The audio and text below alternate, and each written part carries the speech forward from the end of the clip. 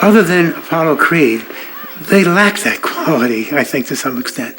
They were fighters. They were gladiators. And to see this individual quality that was so far beyond who Rocky was. Whoa! Hey, hey! Okay, hey, kid. Hey, right now, that's it. Time up. That's it. Smell that, Rocco?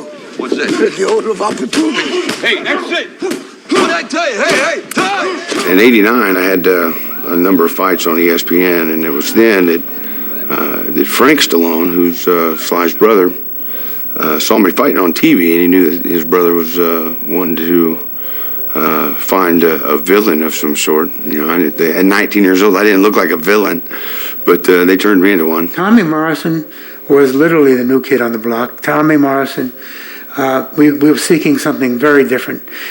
He was the apprentice, and he caught those qualities. It was wonderful. He was brilliant, I think, in the part. Look, Rock, you don't know me. But anything you want me to do, I'll do. And if I can't, I'll bust my butt trying. Man, I'm not hustling you, man. All I'm asking for is a chance. And just one shot. He was vulnerable and yet ambitious. And there was just a germ, a seed, you might say, of what was going to follow, which was the betrayal.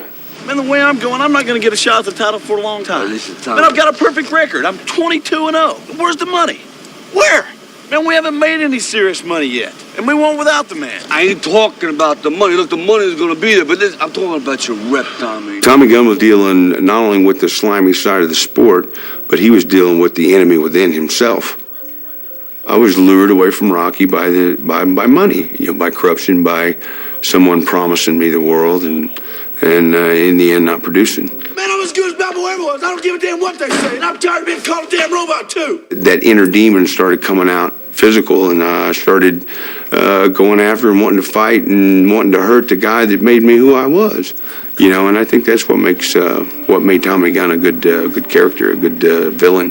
Get him out of here. Get him out of here. Move on. Get off. Get him out of here. Get him out of here, brother. Tommy, Get off me. you knocked him down. Why don't you try knocking me down now? The one thing that surprised everybody was us fighting in the street. You know, I don't think anybody expected that.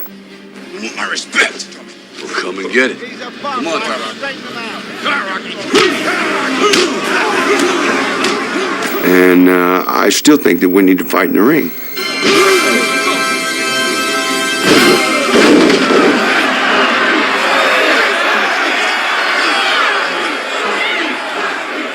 Well, Sly helped me grow up a lot, and it was a great honor to be around those people. Well, Rocky was everything for me. It was my shot. It was creating a career and a life for myself. It's it's been wonderful, and I have Stallone to thank for it, and the business. I'm eternally grateful for the opportunity, really. I've come to believe that everybody is tested ultimately, and some of us have the strength, the stamina, the wherewithal, you know, are in touch with things that are beyond us, that we can never imagine or understand, that we simply hook onto and take the ride with. And through fear, through trepidation, through mistakes, through all that stuff, we come through it.